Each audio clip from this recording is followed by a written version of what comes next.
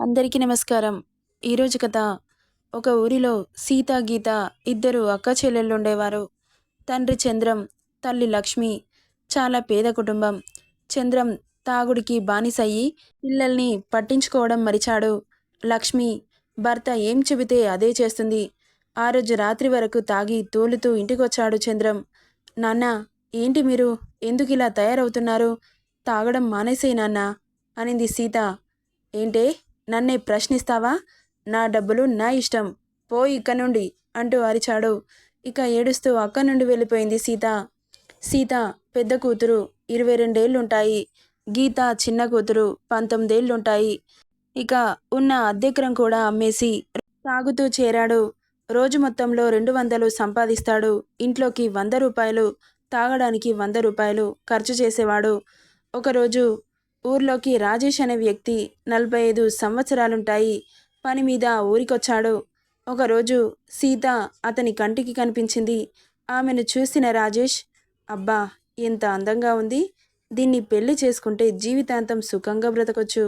దీని తండ్రితో మాట్లాడి ఎలాగైనా దీని పెళ్లి చేసుకొని వెళ్ళిపోవాలి అని సీత తండ్రి ఎవరో కనుక్కొని తాగుతున్న చంద్రం దగ్గరికొచ్చి, చంద్రం గారు అని పిలిచాడు. రాజేష్ ఎవరని తల తిప్పి చూశాడు చంద్రం. ఎవరు మీరు అన్నాడు. ఈ ఊర్లోకి కొత్తగా వచ్చాను. నా పేరు రాజేష్. నేను పెద్ద బిజినెస్ మ్యాన్ని. నాకింకా పెళ్లి కాలేదు. ఈ ఊరికి పని మీద వచ్చాను. నీ కూతుర్ని చూశాను. నాకు ఎందుకో చాలా బాగా నచ్చింది. చేసుకుంటే మీ కూతుర్ని తప్ప ఎవరిని పెళ్లి చేసుకోను. మీకు ఎంత డబ్బు కావాలో అంతిస్తాను. మీ కూతుర్ని నాకు ఇచ్చి పెళ్లి చేయండి అన్నాడు రాజేష్. ఇలాంటి సంబంధం కోసమే చూస్తున్న చంద్రం కూతుర్లకు కూడా అందుకే పెళ్లి చేయలేదు. రాజేష్ మాటలకి సంబరపడిపోయాడు చంద్రం. చెప్పండి, మీ కూతుర్ని నాకు ఇచ్చి పెళ్లి చేస్తారా? అయ్యో, మీరు అంతలా బ్రతిలాడాలా? తప్పకుండా చేస్తాను. అమ్మ సీత, ఇలా రామ్మా అని పిలిచాడు తండ్రి. అంత ప్రేమగా పిలిచేసరికి ఆశ్చర్యపోయింది సీత. ఎందుకు పిలుస్తున్నాడో లోపలికి వచ్చింది. చెప్పండి నాన్న. ఇదిగో, ఈయన చాలా పెద్ద వ్యాపారవేత్త. చాలా డబ్బులున్నాయమ్మా ఈయన దగ్గర. కానీ ఇంకా పెళ్లి కాలేదు. మొదటిసారి నువ్వే అతనికి నచ్చావంట. నిన్ను పెళ్లి చేసుకుని మన కుటుంబ సమస్యలను, అప్పులన్నీ తీరుస్తానంటున్నాడు. ఈయనని పెళ్లి చేసుకుని మన కుటుంబాన్ని గట్టెక్కిస్తావని అడుగుతున్నానమ్మా. ఏమంటావ్? అదేంటి నాన్న, ఆయన చూడ్డానికి నీ ఏజ్ ఉన్నాడు. అలాంటి వాణ్ణి నేను ఎలా పెళ్లి చేసుకోవాలి? అదేంటమ్మా అలా అంటావు? ఏజ్తో పనేముంది చెప్పు. నిన్ను డబ్బు కట్టల్లో పెట్టి చూసుకుంటాడు. ఇప్పటిదాకా పేదరికంలో మగ్గిపోయావు. ఇప్పుడైనా సుఖపడమ్మా. నేను ఇంతకంటే మంచి సంబంధం తీసుకురాలేనమ్మా. లేదు నాన్న, నాకిప్పుడే పెళ్లి చేసుకోవడం ఇష్టం లేదు. సీత, చెబుతుంటే అర్థం కావట్లేదా? ఇంత మంచి సంబంధం మళ్ళీ దొరుకుతుందా? ఇంట్లో సమస్యలు తీరుతాయని చెబుతున్నాను కదా. నువ్వు ఈ పెళ్ళి చేసుకోవాల్సిందే. చేసుకోకపోతే నేనూరుకోను అంటూ అరిచాడు. సరేనంటూ ఏడుస్తూ తలూపింది. కూతురు ఒప్పుకోగానే చంద్రం సంతోషపడిపోతూ, మీరు నిశ్చింతగా నాకు ఇవ్వాల్సిన డబ్బును ఎలా ఇవ్వాలో ఆలోచించుకోండి. నా కూతురు పెళ్ళి మీతో ఎలా చేయాలో నేను చూసుకుంటాను అన్నాడు చంద్రం. రాజేష్ నవ్వుతూ, సరే అంకుల్, నేను వెళ్ళొస్తాను అన్నాడు రాజేష్. నేనంకులేంట్రా, నువ్వే నాకు అంకుల్లా ఉన్నావు అనుకున్నాడు మనసులో చంద్రం. ఇక సీత రూమ్కి వచ్చి ఏడుస్తూనే ఉంది. ఏమైందక్కా, అలా ఏడుస్తున్నావు అని అడుగుతుంటే జరిగింది చెప్పింది సీత. నువ్వేం మాట్లాడుతున్నావక్కా? అంత పెద్ద అతనితో నీకు పెళ్లి చేయడమేంటి? ఏమో గీత, నాకు తెలీదు. నాన్నకు చెబితే అర్థం కావట్లేదు అని చెల్లిని పట్టుకొని ఏడ్చింది సీత. రాజేష్ నోట్ల కట్టలు తెచ్చి చంద్రం చేతిలో పెట్టాడు. సీతకి రాజేష్కి గ్రాండ్గా పెళ్లి చేసి పంపించాడు చంద్రం. చంద్రం అదృష్టం మామూలుగా లేదు. గొప్పింటివాడు అల్లుడుగా వచ్చాడు అని ఊర్లో చంద్రాన్ని చూసి కుళ్ళుకున్నారు. ఇక పెళ్లి చేసుకున్న రాజేష్ సీతని చాలా ప్రేమగా చూసుకుంటున్నాడు. సీత కూడా భర్త చాలా మంచివాడు, వయసులో పెద్దవాడైనా సరే నన్ను ప్రేమగా చూసుకుంటున్నాడు అని చాలా సంబరపడిపోయింది. అలా రోజులు సాఫీగా సాగిపోతున్నాయి. ఒకరోజు రాజేష్ స్నానం చేయడానికి వాష్రూమ్కి వెళ్ళాడు. అంతలో మొబైల్ రింగ్ అవడం మొదలైంది. ఆయన వచ్చిన తర్వాత చెబుదామనుకుంది కానీ ఒకటే పనిగా మోగుతుంటే లిఫ్ట్ చేసింది సీత. ఆమె హలో అంటుండగానే, హలో డార్లింగ్, ఏం చేస్తున్నావు? నిన్న హోటల్కి వస్తానని ఎందుకు రాలేదు? ఎంత వెయిట్ చేశానో తెలుసా? ఈరోజైనా త్వరగా రా, నీకోసం ఎదురు చూస్తూ ఉంటాను. హలో, మాట్లాడవేంటి అంటున్న ఆమె మాటలకి ఒక్కసారిగా నిలుక్కుపోయింది సీత.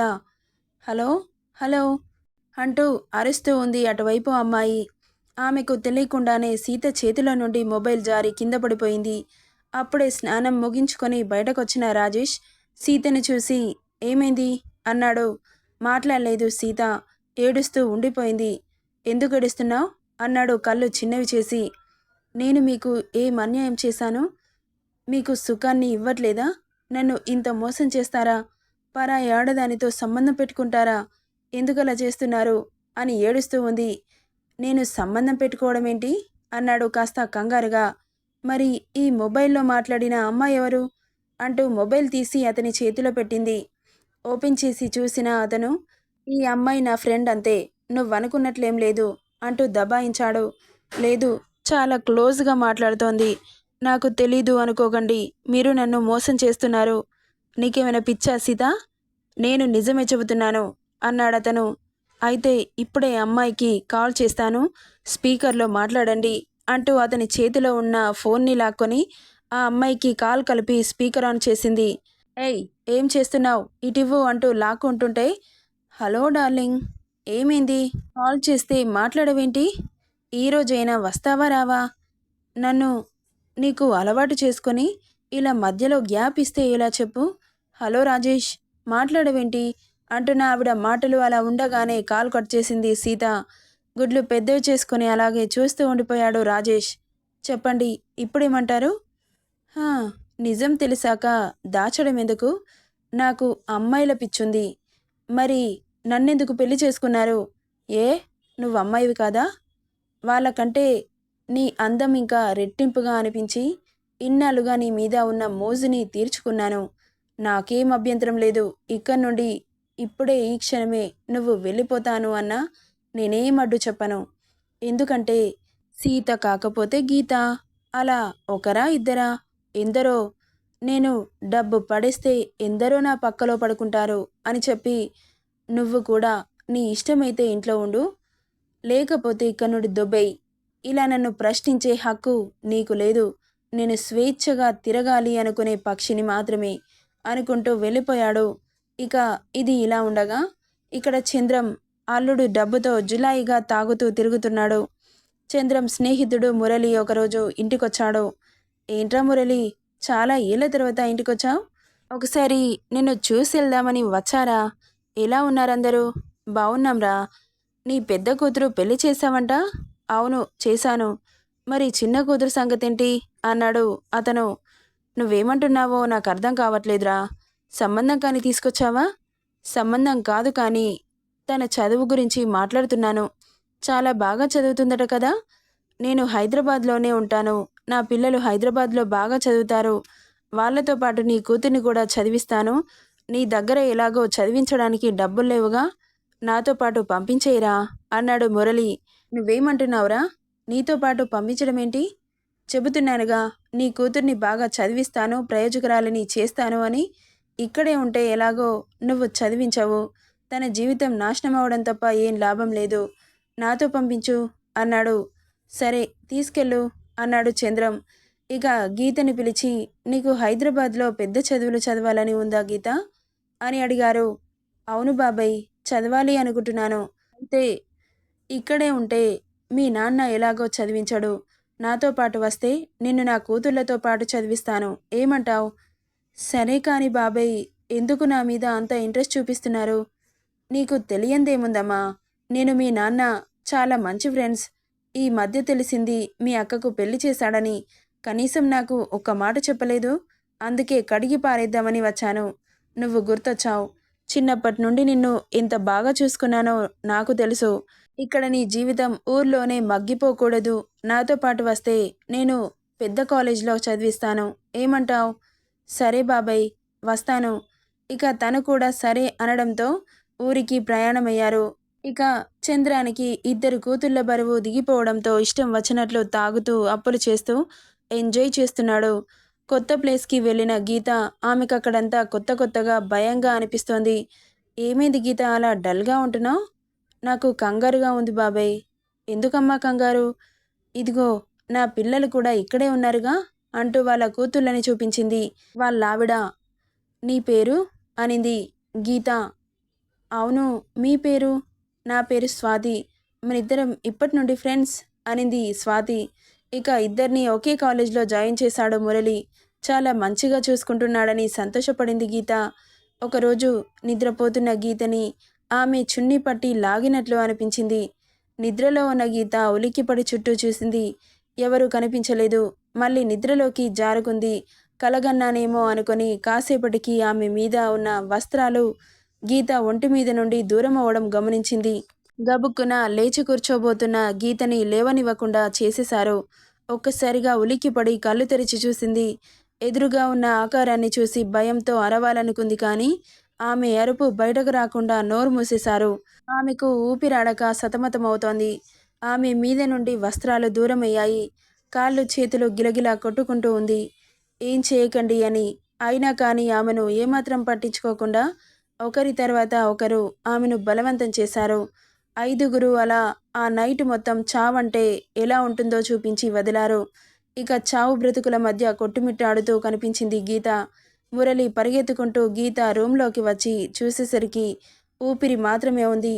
వెంటనే హాస్పిటల్కి తరలించారు.